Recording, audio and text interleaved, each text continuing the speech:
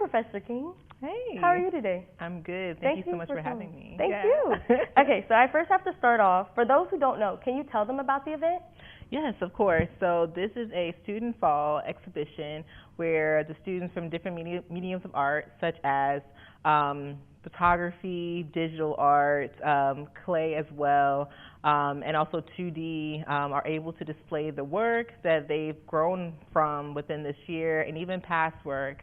For instance, yesterday I had the opportunity to look through some of our studio classes and saw that there was like a lot of clay pieces that have not been utilized, so we're actually going to put that in the showcase this upcoming week.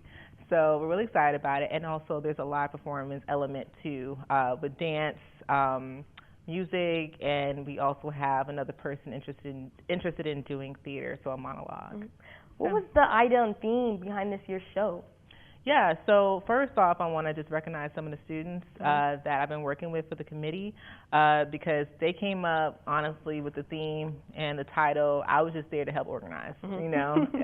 Here's the table, there you go.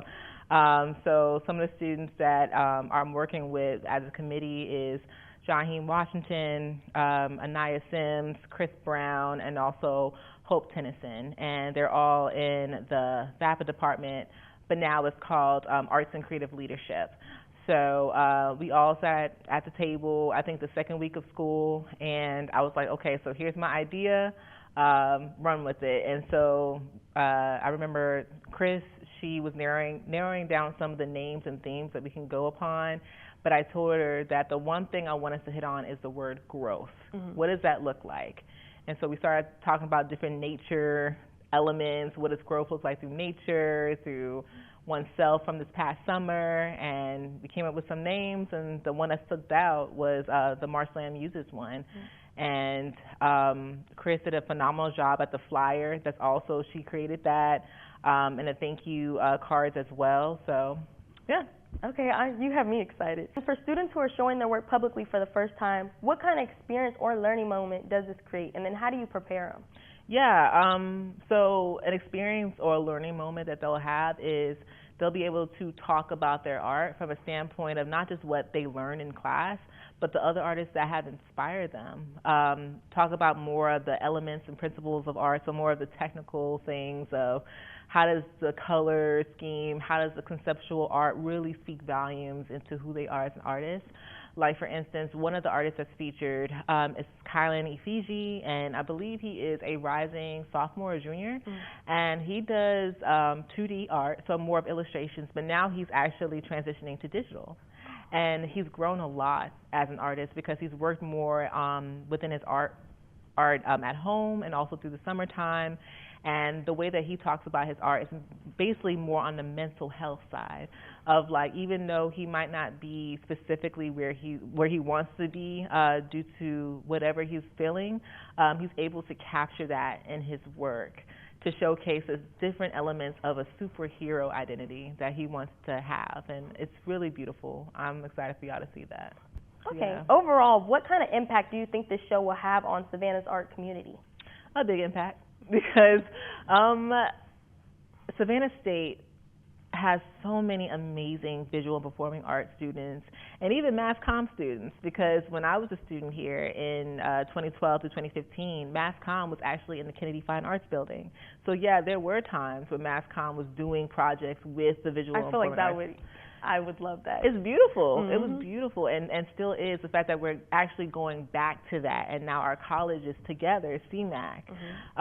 So I'm just really excited about what all of this is going to entail, and I don't want to say this is just the beginning because we have been doing it, but what I will say is that I want to see more of this, like more of the gallery being utilized, like 4 to 5 times a year, maybe a little bit more. So even by mass comm, y'all are more than welcome to use that gallery. So yeah. Okay. As an educator, what is the most rewarding part of seeing your students' work displayed and celebrated in a way? I'll say this.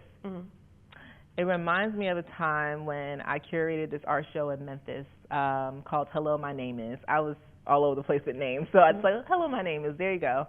And I remember I had asked this lady, she has a son who's 11 years old, to be in the art show. That was his very first art show. So they drove up from Atlanta to come all the way to Memphis, and he sold his very first art piece. And it's like seeing students and allowing them to have the opportunity to do stuff like that. And to me, I believe that it makes them realize that these things are not just things that are done in museums and galleries. They're not impossible things. These things do happen, even by me sharing with a student what is their price. Because a lot of people don't know what their price is. Your price is basically your worth. What do you believe? Yeah, it's how much you spend on the material, how much time you take on it, or whatever it is. But what is your worth? No one can't tell you what that is except for you. So it was good also educating one of the students on that, and her being like, okay, well, I'm going to bump up my price, good, because it shouldn't be $20. What do you hope that Savannah State in general takes away from this showcase? That art is basically about storytelling and not necessarily all about making money. Come on. We're just going to be very, very transparent about it, because I'm thankful to have had a mom who used to sell art for Black artists in Brooklyn, and that's something that she loved to do on the side. But nowadays we're losing that. We're losing the art of people just creating and loving art and not necessarily just being a 9-to-5. This is our passion, our life. So that's what we want to bring to this space. And then this event features a mix of painting, performance, poetry, and music. How do these different art forms come together to tell one story? That's a good question. Well, everyone that's showcasing something in this exhibition, whether it's performance-wise or an art piece on the wall or on a column, they're all telling a background or element of where they come from.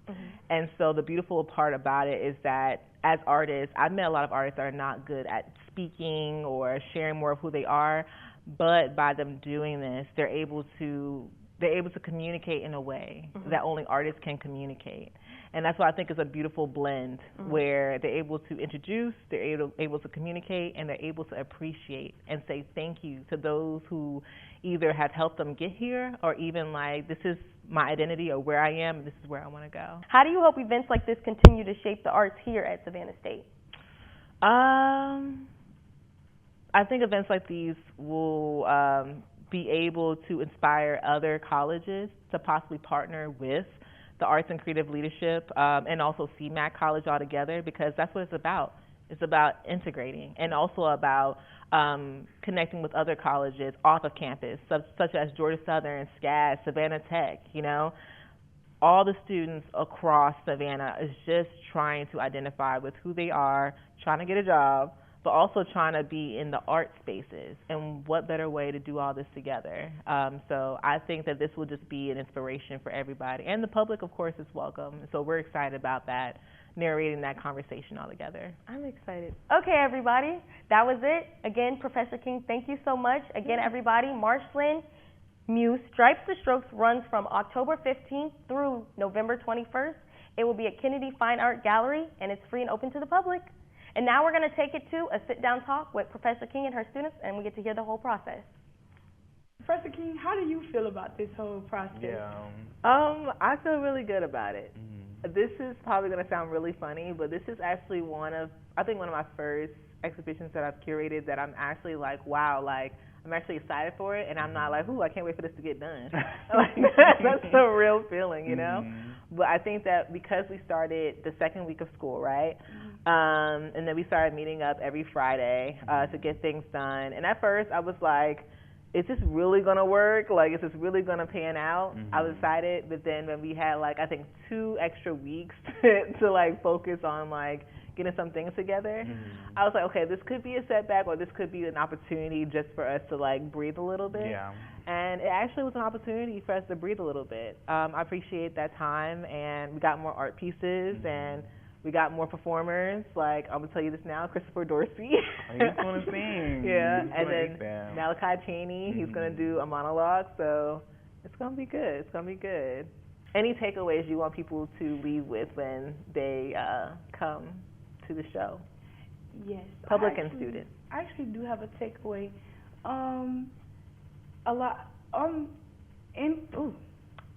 At colleges, they tell you to network, and that's how I actually got involved with this event, I networked with Professor King. I was telling her how I want to be a part of the events where all artists can come together and showcase their pieces.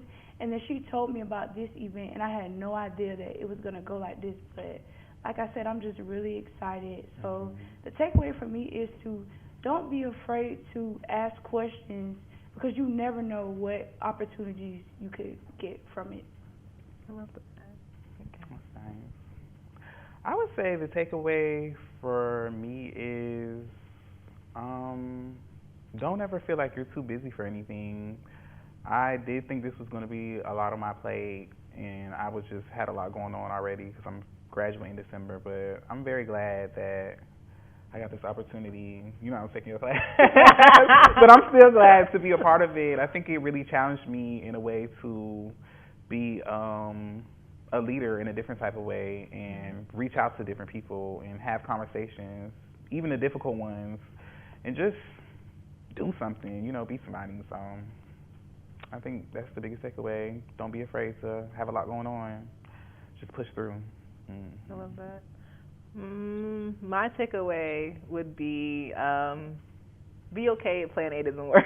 That's real. It's very real. Guys, I like to be a perfectionist sometimes, and when Plan A doesn't work sometimes, I do get in my feelings.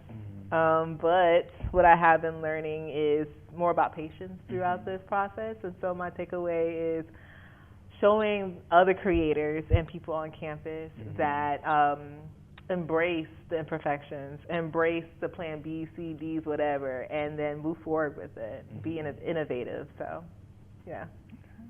So, yeah. That's all we have.